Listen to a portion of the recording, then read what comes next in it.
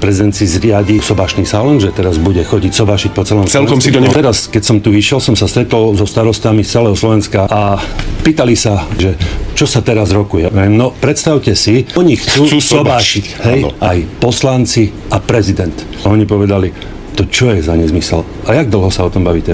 Celé dopoludne bavíme sa o sobašiacich.